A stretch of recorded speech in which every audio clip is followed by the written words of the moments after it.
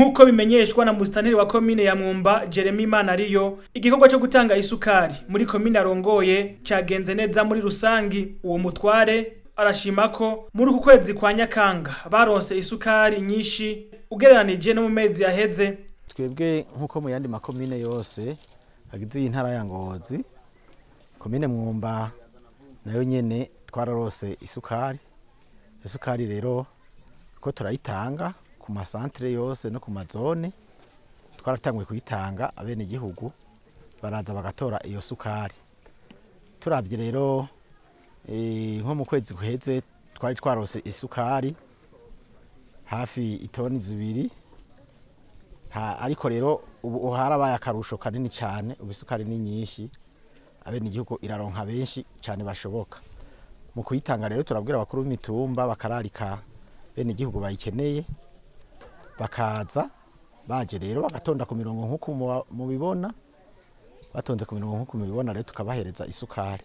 Iyi sukari yabonetse ari nyinshi cyane, hari abashobora kugira iyo ngeso mbi bakayishira mu nzoga zitemewe n'amategeko, ariko rero nk'ubu nibaza ko bidashoboka kubera ko umwe wese atora ibiro 2.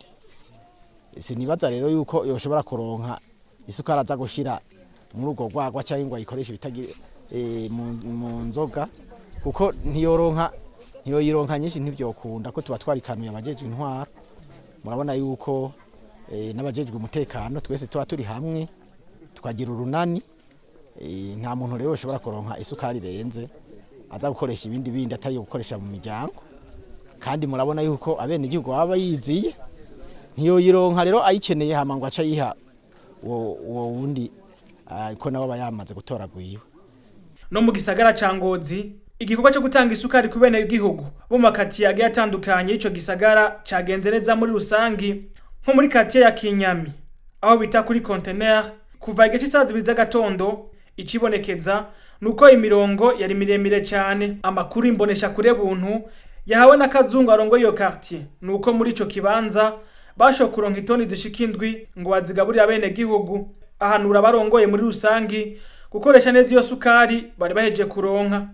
Muri ukwezi kw'icenda isukari turonse ni nyinshi kandi irakwiriye, nubwo mubona abantu ari benshi ngaha turizeye ko ibakwiriye kandi ntawuza kugenda yidoga, kuko ubushize twari twarose imifuko 14 inyuma y'indwi 2, aha izari zibanjiriza imbere yaho twari twarose toni 2. Naho nyene aho habuze abantu bakeyi ntibidoze gose, kuko abari basigaye twaje tubarungika muri quartier Gabiro ho yari isigaye ataba ariko bayitora bacayitoraho, ariko bataje batidoga. Ubuhinga dukoresha tubatondeka imirongo 3, murabona ko ari imirongo miremire, cha duhagarara ku mirongo twasuguma 3 kugira ngo turwanye akajagari, canke umwe wese ashobora kwitondeka uko ashaka, baca bayitora vyoroshe. Ubutumwa dushize abanyagihugu nuko ubu isukari yabonetse ari nziza, ari nyinshi, aho benshi bakunda kuja baja kuyikoresha inzoga zitemewe n'amategeko, uwo tuzofata tuzomushikiriza ubutungane, hama ubutungane bugira ico bukoreyeko. Yego. Nawe mu bene gihugu mu gisagara ca Ngozi bari baheje kuroswa isukari bagana n'imbonesha kure buntu. Bashimye muri rusangi uko isukari yakiratangwa, kuko umwe wese yaronka bivanye n'igihe yashikiye, ntihagire uwuca imbere uwundi.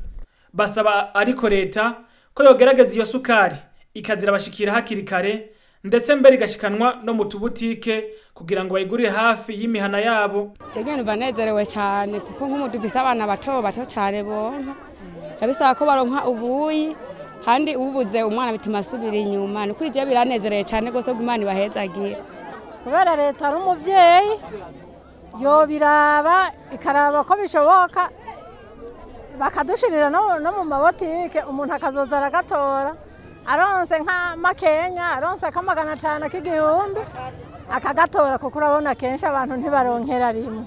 Tukamenyesha ko ngaho mu gisagara ca Ngozi muri quartier ya Kinyami abakenyezi bibungenze baza bacishirizwamwo kugira ngo ntibahave bagwisari na imirongo yari miremire cyane.